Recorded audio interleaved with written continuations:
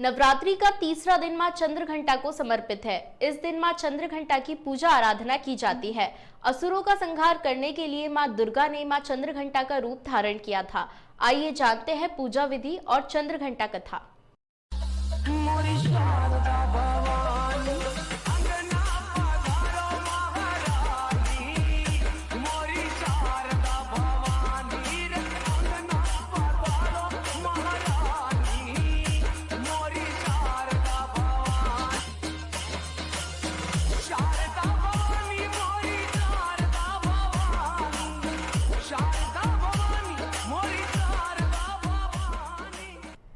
नवरात्रि के तीसरे दिन मां चंद्रघंटा की पूजा की जाती है। मां चंद्रघंटा को परम शांतिदायक और कल्याणकारी माना गया है।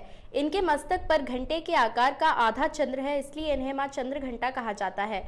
अन्य विशेषताओं की बात करें तो इनके शरीर का रंग स्वर्ण के समान है। मां चंद्रघंटा देवी के 10 हाथ हैं। इनके हाथों में शस्त्र अस्त्र विभूषित हैं। इनकी सवारी सिंह है। नवरात्रि में मां चंद्रघंटा की पूजा का विशेष महत्व बताया गया है। मान्यता है कि जो भी व्यक्ति नवरात्रि में मां चंद्रघंटा की पूजा विधि पूर्वक करता है, उसे अलौकिक ज्ञान की प्राप्ति होती है। इस देवी की पूजा और उपासना से साहस और निडरता का बोध होता है। जो व्यक्ति मां चंद्रघंटा की पूजा करते हैं, उनमें मां सौम्यता और विनम्रता का भी आशीर्वाद प्रदान करती है। मां चंद्रघंटा की पूजा करने से रोग से भी मुक्ति मिलती है। ओम जयंती मंगला काली भद्रकाली कपालिनी दुर्गा क्षमा शिवा धात्री स्वाहा सुधा नमोस्तुते। जैसा कि वर्ष प्रतिपदा से चैत्र माह में शुक्ल पक्ष से नवरात्र प्रारंभ होता है। ये 9 दिन का जो काल रहता है, ये माँ की आराधना का काल होता है। 9 दिन तक माता जगदम्बा के अलग अलग स्वरूप का पूजन किया जाता है। जैसा कि आज तीज तिथि है, इस दिन माता के चंद्रघंटा स्वरूप का पूजन किया जाता है। इसके बारे में पुराणों में यह बताया गया है कि ये माता का बहुत ही सौम्य स्वरूप है।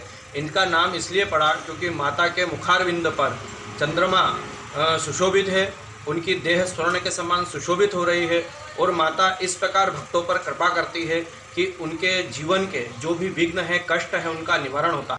पौराणिक कथा के अनुसार जब दैत्यों का आतंक बढ़ने लगा तो मां दुर्गा ने मां चंद्रघंटा का अवतार लिया। उस समय असुरों का स्वामी महिषासुर था, जिसका देवताओं से भयंकर युद्ध चल रहा था। महिषासुर देवराज इंद्र का सिंहासन प्राप्त करना चाहता था। उसकी प्रबल इच्छा स्वर्ग लोक पर राज करने की थी। उसकी इस इच्छा को जानकर सभी देवता परेशान हो गए और इस समस्या से निकलने का उपाय जानने के लिए भगवान ब्रह्मा, विष्णु और महेश के सामने उपस्थित हुए।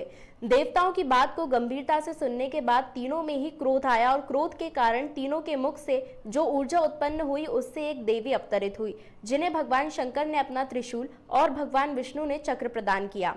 इसी प्रकार अन्य देवी देवताओं ने भी माता के हाथों में अपने शस्त्र सौंप दिए। देवराज इंद्र ने देवी को एक घंटा दिया, सूर्य ने अपना तेज और तलवार दी, सवारी के लिए सिंह प्रदान किया गया। इसके बाद मां चंद्रघंटा महिषासुर के पास पहुंची। मां का ये रूप देखकर महिषासुर को भी यह आभास हो गया कि उसका काल आ गया है। महिषासुर ने मां पर हमला बोल दिया। इसके बाद देवताओं और असुरों में भयंकर युद्ध छिड़ गया।